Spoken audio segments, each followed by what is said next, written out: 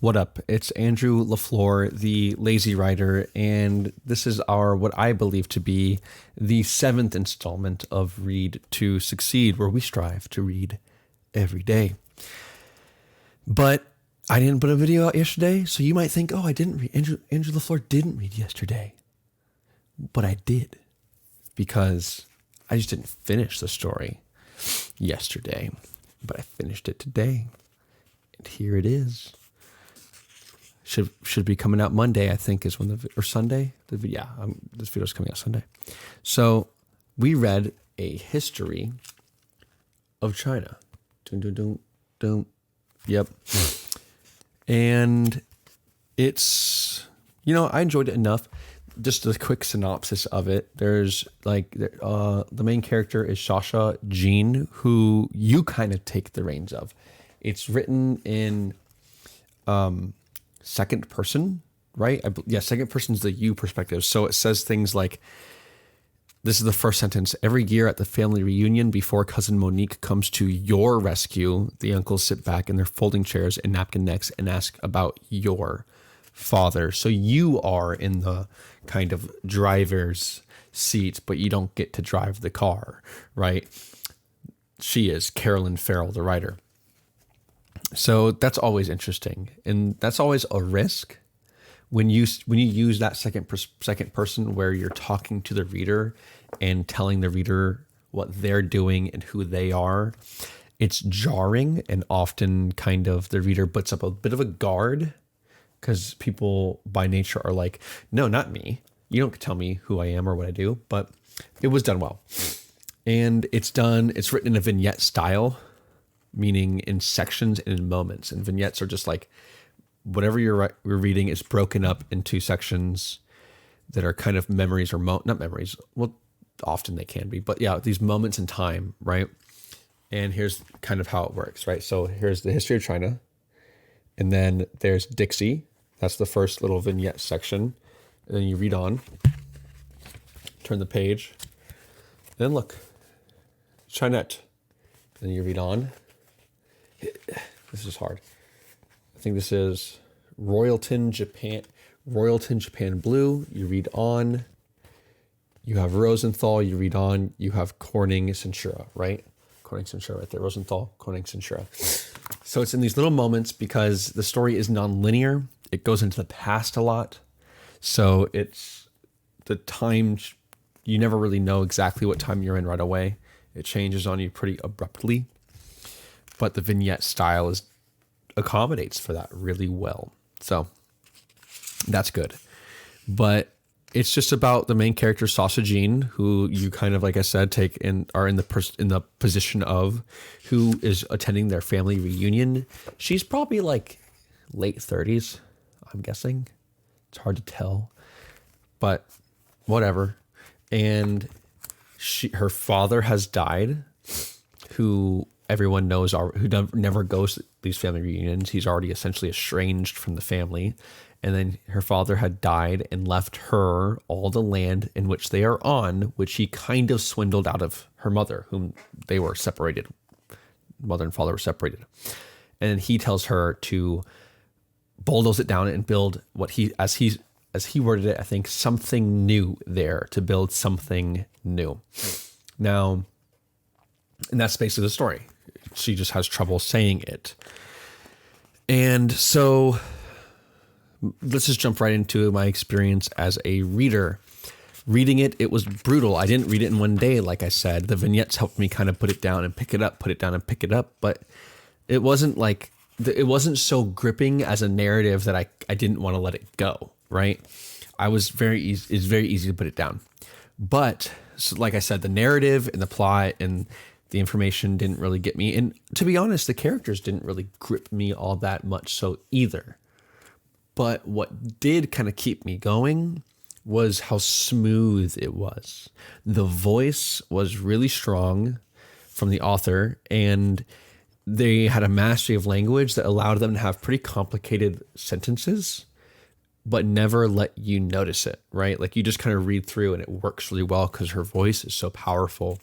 But like what I mean by complicated sentences is, listen to this. Maybe I'll show it on screen if I'm not lazy enough, but we'll see. So Cousin Monique had wanted to ditch the reunion for the shopping mall in Auntsville, semicolon. She has always been your wings and, comma, as such, comma, was born to ignore the uncles, colon. In 1970, comma, she set fire to the truck belonging to one uncle and claimed it was lightning, semicolon. In 1981, comma, she put X-Lax in their pound cake frosting.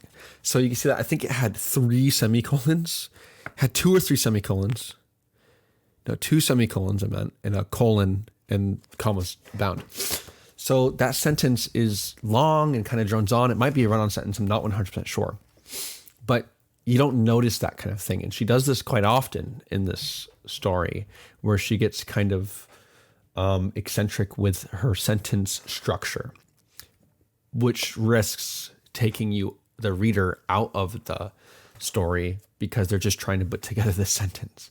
But like I said, with the mastery of language that she has, it's not that I don't think she's trying to use complicated sentences just to do it. I think that her voice and the flow of language that she's trying to use, she's using sentences to accommodate that, which makes it smooth and makes you read through it comfortably and never being taken out of the action, right? So that's what I liked the most. It was hard putting together what I was supposed to get out of this, a history of China. I kept trying to relate this to China. It took me forever to realize that the vignettes were named after actual China. Like it's named after like plates, China plates. Like it's not like no one's Chinese. It's named after China plates like Dixie, Royalton Japan Blue, Rosenthal, Ovenware Brown 10-piece, dime savings bank account opener bonus set. That I think that one's the one where I realized, oh, these are plates because I was like Melita, Dixie, like these sounds like places. But then dime savings bank account opener bonus set vignette. That's when I realized, oh, this is like a plate. They're talking about China. And in the story, the mother collects china, like the plates and cups and bowls and things like that. And actually, so yeah, it's hard to piece together what meaning I'm supposed to get out of this. Am I supposed to get you look to the title often for what it could mean, and I know that like her mother collects china, who's German, and like when she was abused by her father, which she was earlier in life, when the mother found out, she decided to buy more china. So there's like a coping mechanism there. So I'm like, okay, is the coping mechanism, are we referencing how we cope with like familial and close relational tragedy and things like that? I don't know. I don't think so. I don't think that's what it's supposed to be, but I don't know.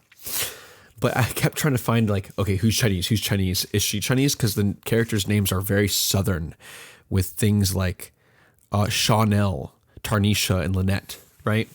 But then her father's name was Bobby Lee, I think, right? I think her father's name was Bobby Lee.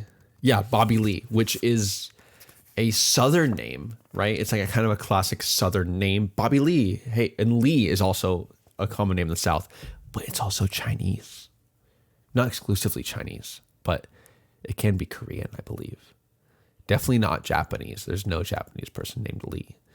But Chinese and Korean, there are people named Lee. And there's a famous comedian who's Asian named Bobby Lee. He's not Chinese, though. So I was like, maybe the main character is half Asian, and like it's about them culturally fitting into their overly Southern family.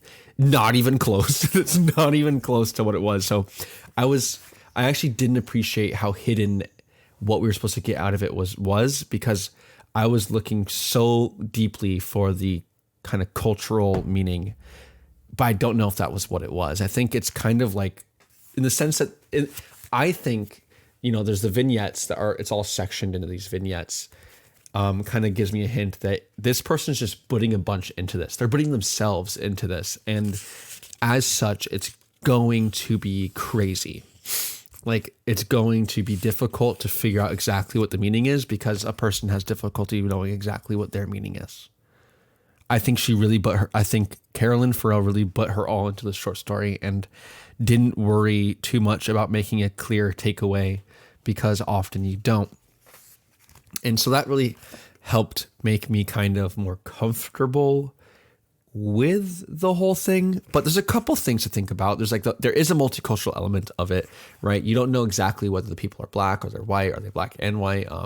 There's people named Juan, right? So there's black or white, like very Southern, right? So when you think of people who are super, super Southern, you think of more of a black and white kind of demographic. And then with names like Tarnisha and Lynette, and then there's also Monique, and then there's also Bobby Lee, you think of things like white and black folk. But then, like I said, there's someone named Juan, Juan. So that's a Hispanic name.